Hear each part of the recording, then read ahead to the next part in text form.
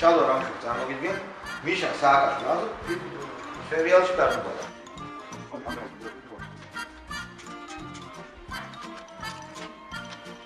ეს არ არის დარდუბალა, დარდუბალაზე უფლებები აქვს იმ ადამიანსაც, რომელიც არ არის ჩემს გვერდით ახლა.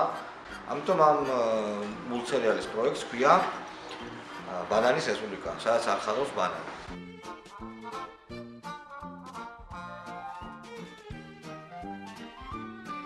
ეს იქნება შექმნილ რეალობაზე. ეს იქნება მიშას გუნდზე, მიშაზე თვითონ და ალეგორიულად სატირული მულტსერიალისთვის დამახასიათებელი ჟანრობრივი ხერხებით იქნება ეს ყველაფერი გამოცემული. ყველა მისის იდეა საიდან გაჩნდა ივანიშვილმა პირდაპირ მომიწოდა რომ გამეკეთებინა ეს და ჩვენ თანამშრომლობთ და ვაკეთებთ.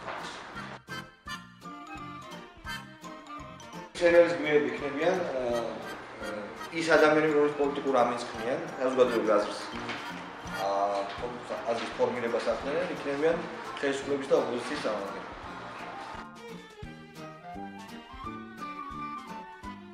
ჩვენ არანაირად არ შევეცდებით თითი რამბები ვიღებოთ ვინმეს თუნდაც სერიალის დამფინანსებას.